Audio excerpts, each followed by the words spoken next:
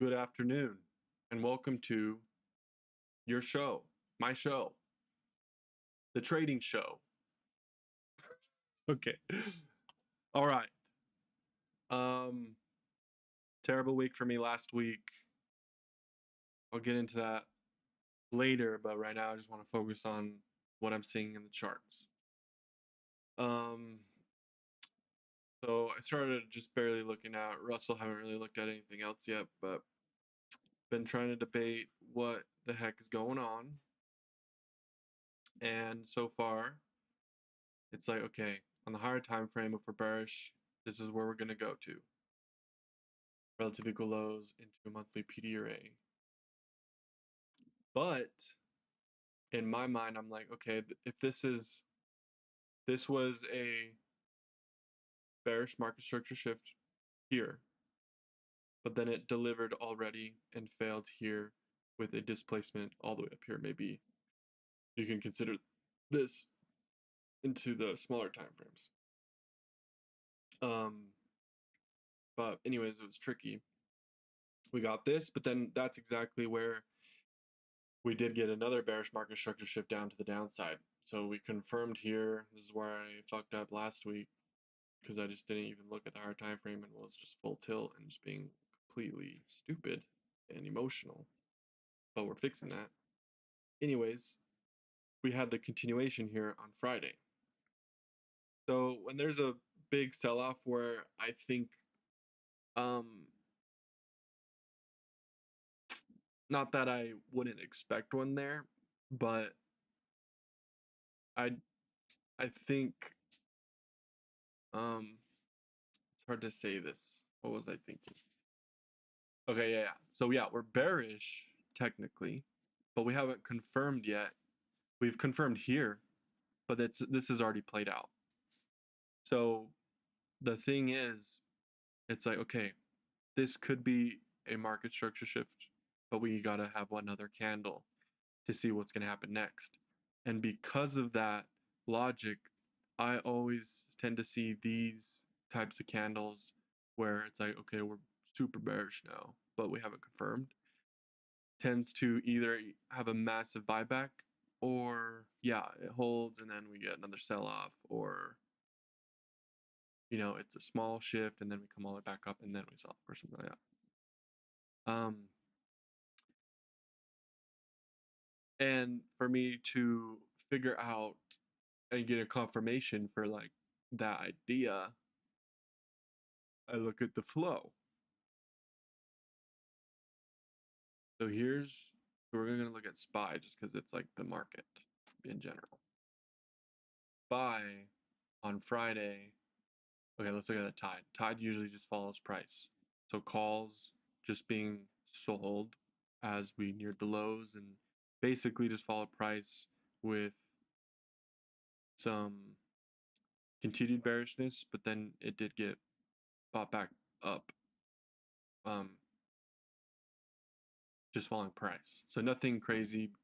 Like there was a little bit of a divergence here, but it still made a lower low there, so it doesn't really matter. Whereas the puts, yeah, climbed, but then as we got to the bottom, we actually like sold puts all day, which to me shows that the bottom is like even in the tide, the bottom is in. So if anything, these lows getting lower lows were actually manipulations. And the tide is completely diverging. We did have a nice little move up there on that little sell-off too into the close. And then on top of that, which this is super confusing because if you're trading on Friday, you shouldn't have been trading this, but at the open would have been great. But once we got into the biggest, got the biggest part of the move, that's where things flipped. And if you were shorting this, you would have been looking at the tide thinking you should go long. But knowing that it's Friday and the move's already happened, and they tend to create these profiles to accumulate for the next day or next week or whatever. Yeah, anyways, look at the SPY net flow. not the tide. Calls flat all day in green. So they were literally buying this whole dip with calls, and on puts, they were selling puts into the bottom just like they were selling the tide. So to me, it's just like that is the most bullish thing I've ever seen in my life, where the price is at a low going down. So to me, it's like that's exactly what I think is gonna happen. Monday is probably just gonna completely rebalance this candle, and then we're gonna chop, and then we're gonna have CPI, and that's gonna send us on to the next move. But or maybe we even make a new low. But either way, on Monday, it just seems like that is screaming bullish to me. Maybe not on the Russell, but on the ES, because that's exactly what we're looking at. So let me do an analysis here. So on the monthly, we've come down, we've reached, let's see, we haven't reached the CE of the wick, but it's not really a major part of my analysis. But yeah, we came up here, we rejected on the weekly, we created relative equal highs, barely swept them, and then that's some of the trades that I missed. But now we've come back into here, which is a discount on the range, and we've basically filled this whole gap, new fair value gap, but nothing clear because it's a weekly and it's too big of candles. On the daily, we came all the way back up and filled up all of these inefficiencies.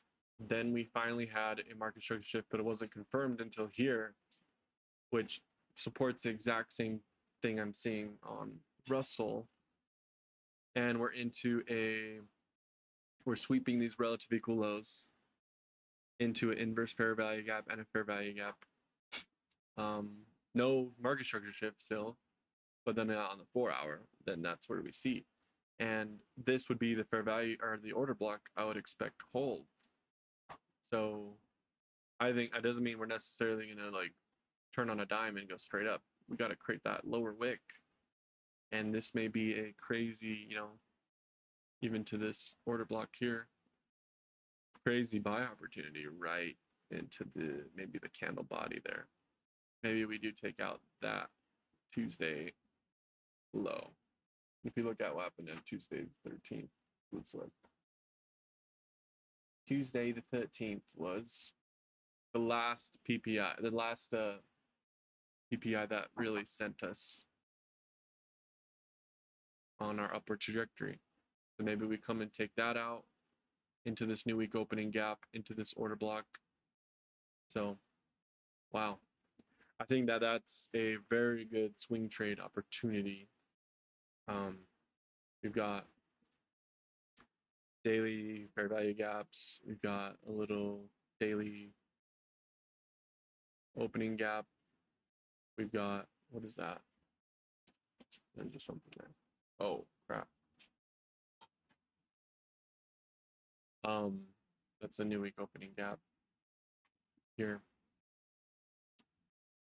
So yeah, this is a order block. These are little order blocks, big order blocks. So could wait for a smaller time frame thing to happen, but at the same time, I think I might just risk the swing trade setup. But yeah, that's really a flow play, and then we'll also take a look at the other indices. So yeah, we'll look at let's look at the flow too for Nasdaq. So Nasdaq always does this, but they're just up and downing, and then they sold puts and then bought them all back at the close. But calls were being sold on the flow.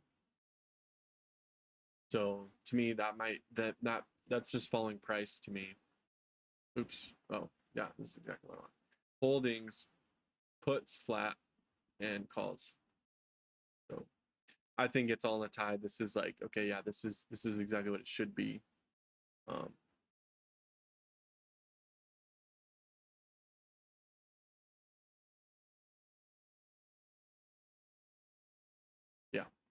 a lot of these are the same tickers in the SPY. So because this makes sense, and then we flatline at the bottom. So this is just falling price, and this is just falling price with them hedging with puts during the day, intraday. That's exactly what I see, and that to me is clear as mud. Just kidding. It's really clear. All right, so Nasdaq. We should do a top down real quick.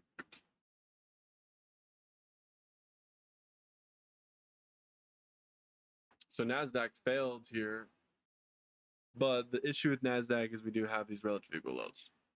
So on Qs, they're not as clear. So just keep that in mind. Monthly, nothing to really know. Weekly, we did take this low, so this could still hold. But yeah, I would expect Nasdaq to be weaker still versus on the daily, to be weaker versus the ES either way. I wouldn't be buying Nasdaq, but this is a nice little balanced price range. So it makes sense. You know, we may bounce here with ES, creating a nice little setup, and then we finally get our manipulation for CPI for like a full on reversal, possibly. But I think I'm gonna have to take this day by day to see if tomorrow, if Monday is just a, you know,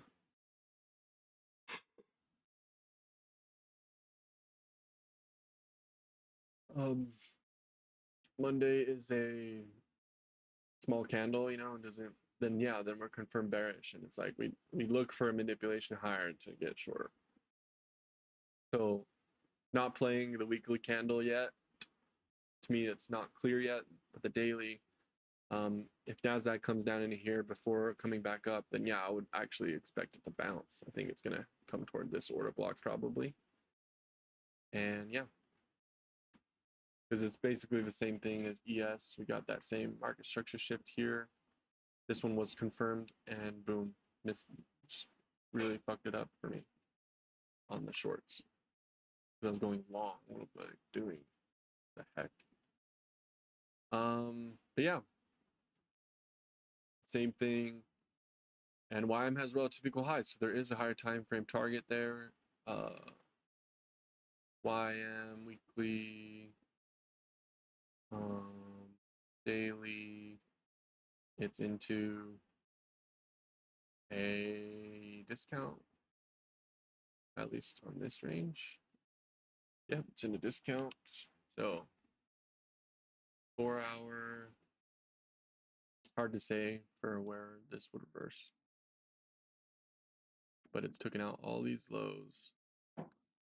Daily has created a shift here too, but it's the same story as everything else where it might just be rebalanced, and all I'd have to do is retrace up into here to rebalance. Doesn't mean the low is necessarily in, make another low, and then we go back up or something like that, and maybe we rebalance this. But that's just the first idea. There's so many ideas going through my head, and we're just gonna take it day by day.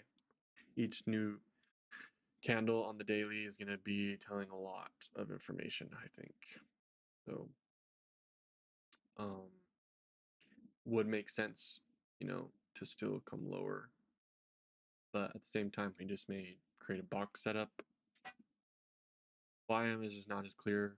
On the 4-hour, we have confirmed further bearishness. So I would expect short term for this to, I mean, it has already delivered, but it just seems like it needs some like significant liquidity area. And on the weekly, we're filling the gap, and it seems like we may just sweep a little bit lower. So not gonna, I mean, this one would be the one you'd want to get in long as well as ES, but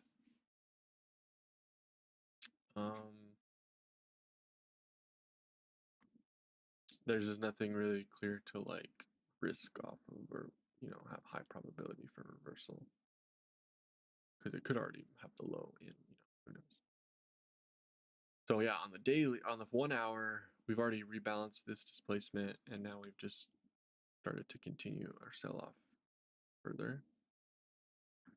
But we could create some sort of box setup here, or inverse head and shoulders, or whatever you want to call it. Or it's not something I trade, but yeah, DXY.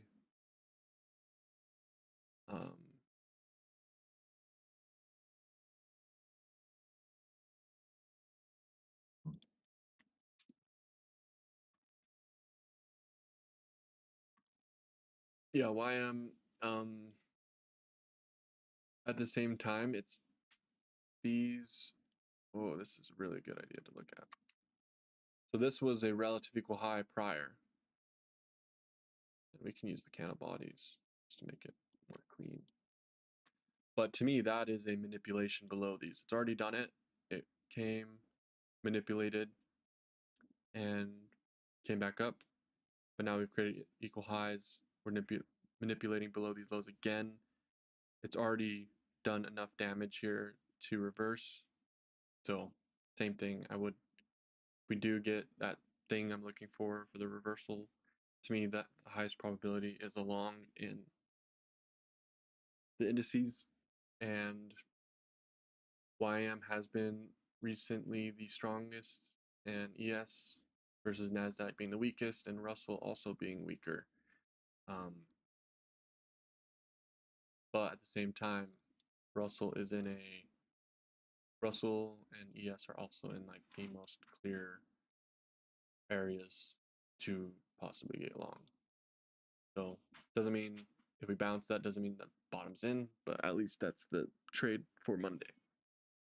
That's the only thing I have right now is a trade for Monday. Don't know what the week's gonna do. Once Monday happens, if we go up or we don't, those two things will tell me what to do next for the week. Monday, we don't have any news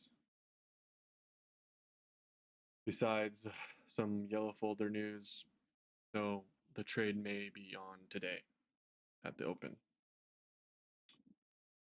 So I'll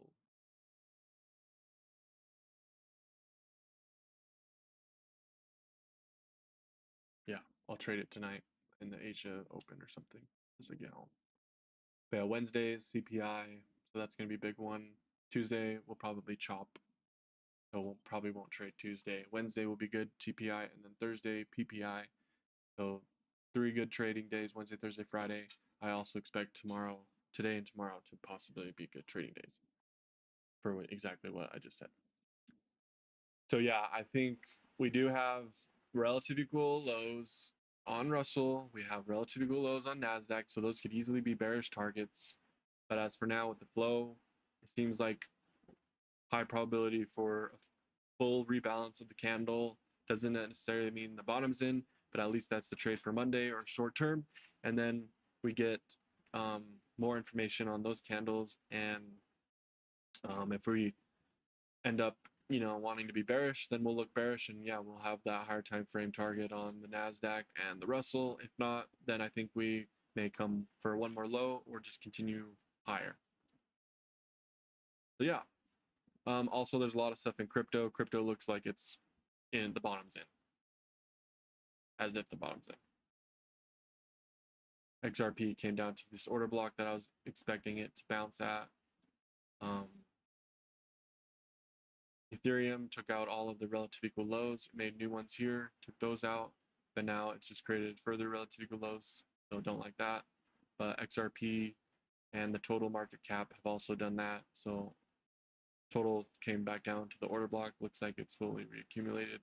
We've got a little bit of a shift there already on the 1 hour, relative lows there, so could possibly wait for that to be the buy on XRP. So one more little low, and then just risk the order block there. Could be a possible trade. Wow, yeah. So that's the only thing that makes sense to me. I'm really just relying on the flow there. It's just like the strongest signal I've ever seen to buy. So to me, that's where the edge is. I've seen it happen a lot, so I'm gonna trade it. And yeah, we'll see if I can even get in since I'll be busy today. But yeah.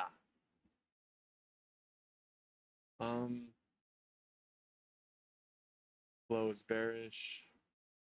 Oh, SMT, that's the last thing. Well, let's look at the 1 hour. We'll start with the NASDAQ. So yeah, NASDAQ totally makes sense to come lower, by the way. So anyways, NASDAQ and ES. Yeah, this is where we had an SMT there with weakness in the ES. So that was a clear manipulation leg. Yeah, that supports my thesis. Would like to see some sort of, we've already got a SMT here, but it's not super significant. And yeah, to look for something on a smaller time frame to look for along to confirm it. Russell showing some strength. Yeah, so yeah, we'll look for some sort of SMT on a smaller time frame as well, preferably like 15 minutes with the structure here. So like maybe we come up, take these highs, roll over, or we come back up here, then we create a big sell-off that creates SMT. So yeah, we'll look for that. But that's my plan for tomorrow. Don't have a plan for the week yet. Gotta figure it out as we go. Not gonna trade Tuesday PM session. May trade in the morning. So that's it. Over.